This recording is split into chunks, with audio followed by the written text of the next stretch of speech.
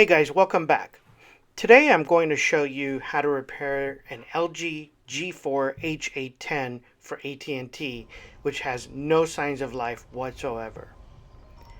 Since there's absolutely no power going through the phone, this is a classic sign of a defective power IC chip.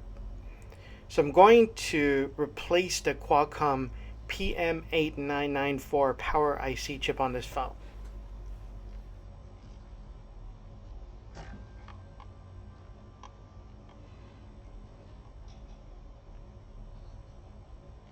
So the best way I've found to remove the power IC chip is to use the smallest soldering knife tip that you can find. In our case, we're using the nano knife tip to slowly but carefully chip away around the IC chip and remove all the glue underfill that's around it.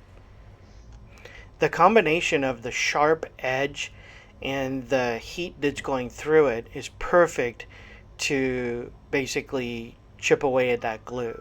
Most people use a hot air gun along with like an X-Acto knife or something, but basically what you're doing there is heating the entire IC chip and everything else around it. And even though you're not getting it really hot enough for anything to move, from time to time, just all that heat back and forth and then using heat again to remove the IC chip, it does tend to damage some components. So we've looked around for a lot of different ways to do this, and this seems to be the best way.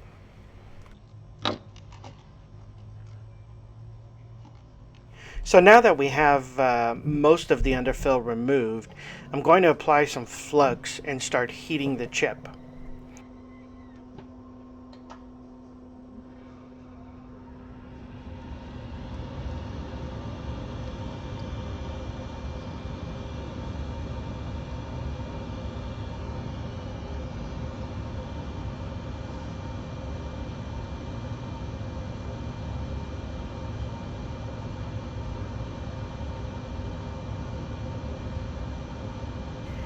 Because the glue is also underneath the legs of the IC chip, we have to be ready to pop off the chip when we're absolutely sure the solder legs are melted. This is kind of tricky, and it does take some practice to perfect.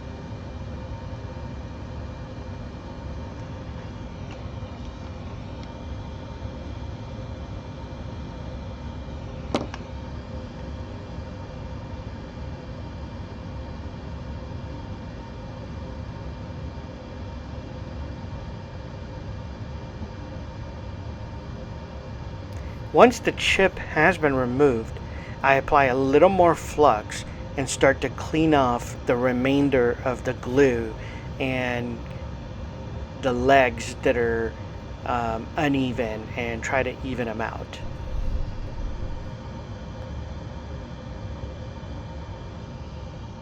There are many different techniques to cleaning this. What I like to do is first use the soldering tip to go across it, kind of melt all the glue as much as possible, add more flux as needed, of course, and then once you've gotten most of it off, then what I do is I cut a little piece of wick and basically using the heat gun and the wick try to just clean it off real nice, get the shiny balls back, and get it ready for the new chip.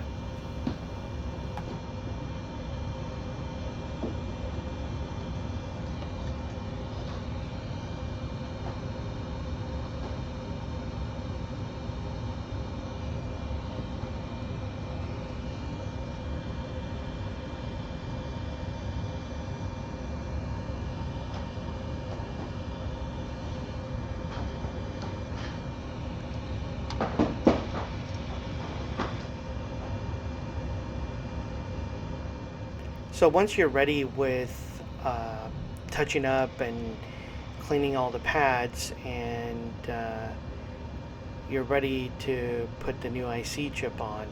Oh, by the way, you'll see there's a pad missing there, kind of in a center third row from the top. Um, but pads that are no use pads that don't connect to anything, they tend to fall off. So just make sure, especially because we have the underfill on this chip, and it's really sticky. If there's nothing that it's connected to underneath, it will fall off. It's kind of hard to control. But anyway, once you have the pads cleaned as much as you like and you're happy with them, then apply a little more flux and line up your chip and install the chip.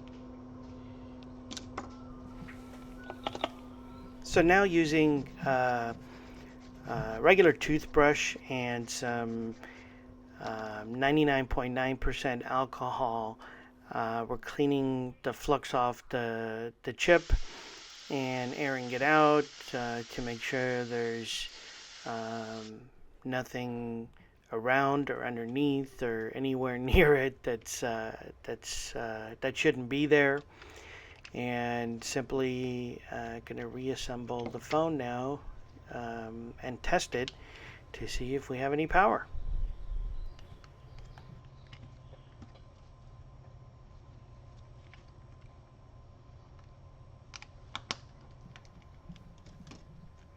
It's very important that you don't forget to put the shields back on the phone. The shields serve many different purposes, and without them the phone overheats and starts to act funny. So it's very important that you put those on. Now, as you can tell, the LG logo is on there and it's powering up. So let's give it a second and see how it does.